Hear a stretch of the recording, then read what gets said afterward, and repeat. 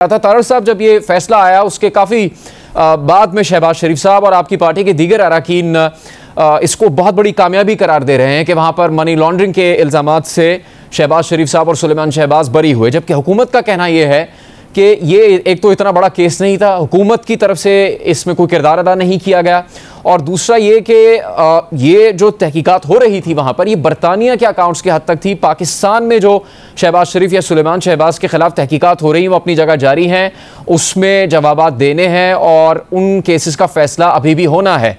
तो फिर मुस्लिम लीग नून इसको इतनी बड़ी कामयाबी क्यों करार दे रही है?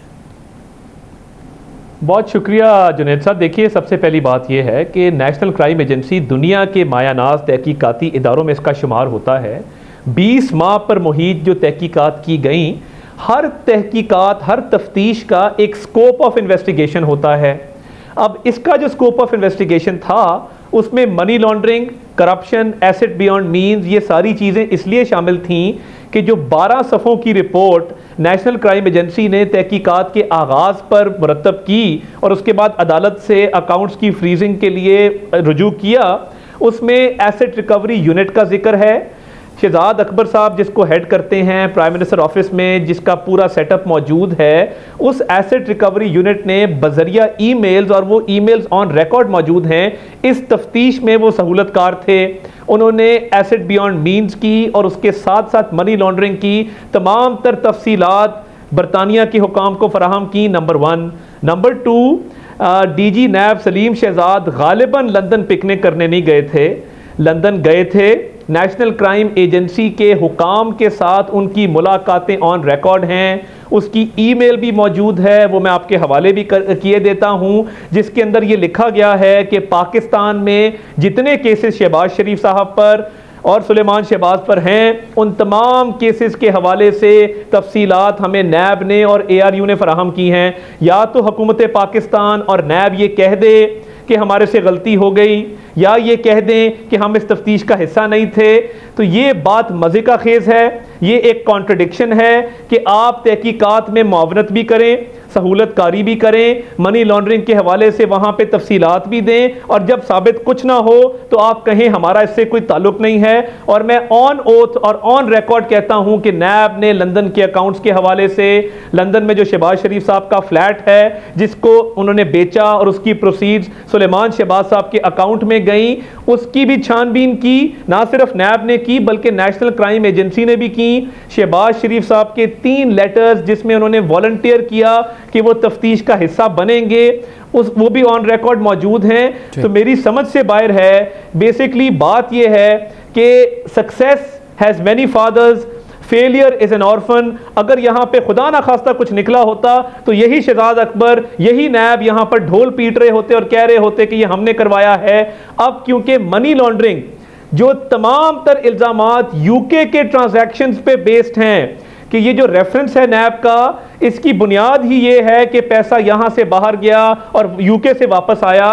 तो नेशनल क्राइम एजेंसी ने अदालत में ये केस क्लोज करने से पहले, तहकीकात को बंद करने से पहले, पाकिस्तान की हुकाम से भी राब्ता किया, पाकिस्तान के हुकाम के कहने पे तहकीकात शुरू की, पाकिस्तान के हुकाम की मीटिंग्स ऑन रिकॉर्ड हैं, ये आपका मौक़िफ़ आ गया, ऑन रिकॉर्ड हैं। ये आपने पूरी बात अपनी बयान कर दी। फारूक साहब, आखिरी बात सुन लीजिए, आखिरी बात सुन लीजिए कि ये तमाम तर केस क्लोज करने से पहले मनी लॉन्ड्रिंग की एक एक चीज की तहकीकात की गई है। जो डेली मेल की स्टोरी थी वो यही थी, और जब लंदन में तहकीकात हुई हैं, दुबई में हुई हैं, पाकिस्तान में हुई हैं, अब कोई जवाब नहीं बचा कि शहबाज शरीफ साहब या सुलेमान शहबाज साहब के खिलाफ कोई किसी किस्म का। फारूक हबीब साहब अता तारड़ ये कह रहे हैं कि ये तहकीकात वहाँ पर हुकूमत पाकिस्तान के ताउन से ही हुई, एसेट रिकवरी यूनिट का भी उसमें किरदार था, और जो शवाहिद या ताउन के सिलसिले में जो मालूमात यहाँ से दी गई वो इतनी काफ़ी नहीं थी, जिसको नेशनल क्राइम एजेंसी ने मुस्तरद कर दिया। ये उस शवाहिद को इस कदर नहीं समझा कि उसकी वजह से वो उनके अकाउंट को मुंजमद रखते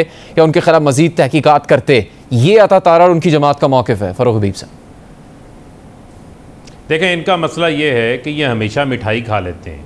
मिठाई खाने के बाद इनको पता चलता है, जब याद है आपको सुप्रीम कोर्ट ने JIT बनाई तो JIT का फैसला आया तो नैब अदालत को केस भेज दिया। उन्होंने उस वक्त भी मिठाई खा ली थी JIT की फाइंडिंग्स के ऊपर। बुनियादी तौर के ऊपर जो NCA जिस केस को देख रहा है वो एक अकाउंट को देख रहा था जो 2019 की ट्रांजैक्शन हुई उसकी बुनियाद के ऊपर।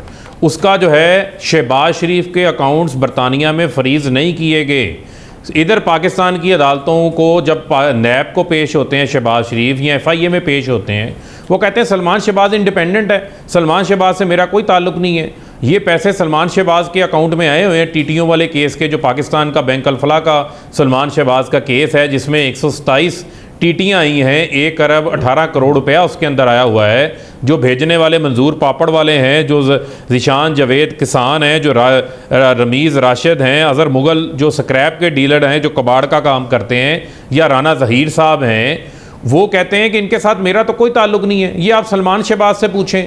जब बरतानिया में एक स्पेसिफिक अकाउंट के हवाले से तहकीकात बंद होती हैं तो शहबाज शरीफ कहते हैं मैं सुरखरू हो गया।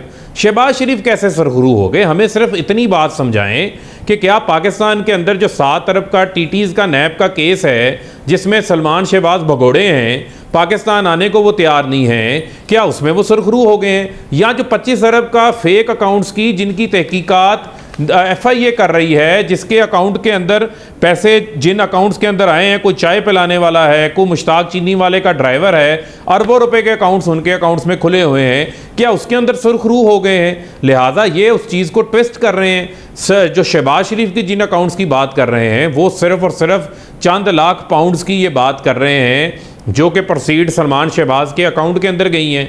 मैं इनकी सारी बातें मान लूँ, अगर सारी बातें अगर मान लूँ जो ये कह रहे हैं, इनको चाहिए कि अगली फ़्लाइट के ऊपर सलमान शहबाज को पाकिस्तान लेकर आएँ और यहाँ आकर नैब अदालत के अंदर अपनी बरियत की दरख्वास्त डाल दें कि जी मैं तो सुरखरू हो गया हूँ, मेरे तो तमाम एसासे जो मेरी तमाम अकाउंट्स हैं वो वैलिडेट हो गए हैं। दूसरी बुनियादी चीज़, ये एक एग्जेक्टिव ऑर्डर है। NCA जो है वो मशकूक ट्रांजैक्शन की तहकीकात कर रहा था, उसमें कहाँ लिखा हुआ है कि वो आपको जो है मनी लॉन्ड्रिंग का आपका कोई ट्रायल हो रहा था किसी अदालत के अंदर? ना आपका ट्रायल हो रहा था। एक अकाउंट के हवाले से जो कि मशकूक था, वो बरतानिया के अंदर एक रूटीन है जहाँ पर उनको सस्पिशियस ट्रांजैक्शंस उनके बैंकों को नज़र आती है, वो NCA को इंटीमेट करती है, NCA उसकी तहकीकात करती है। लेकिन उसका यहाँ पर शहबाज शरीफ के ऊपर जो नैब में केस है, जो FIA का केस है फेक अकाउंट्स के हवाले से 25 अरब रुपए का, उसका बरतानिया की अदालत, बरतानिया की तहकीकाती एजेंसी से कोई ताल्लुक नहीं है। दूसरा आर्गूमेंट ये है जो NCA है, जो तहकीकाती अदारा है, उसकी जुरिस्डिक्शन पाकिस्तान में नहीं है।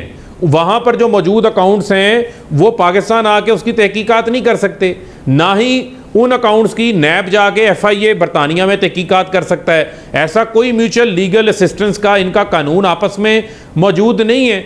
लिहाजा ये उसको ये कहना कि जनाब नैब वहाँ पे जाके सबूत देकर आ रहा था, एसेट रिकवरी यूनिट देकर आ रहा था, ना तो ये एसेट रिकवरी यूनिट के कहने पे NCA ने केस किया, ना ये नैब के कहने के ऊपर किया। हाँ, जिस चीज़ का ये जवाब इनको देना चाहिए जो नहीं ये दे रहे, वो है नैब का 7 अरब का टीटियों का केस, जिसमें 26 टीटियाँ जो हैं वो हमजा शहबाज के अकाउंट के अंदर आई हैं।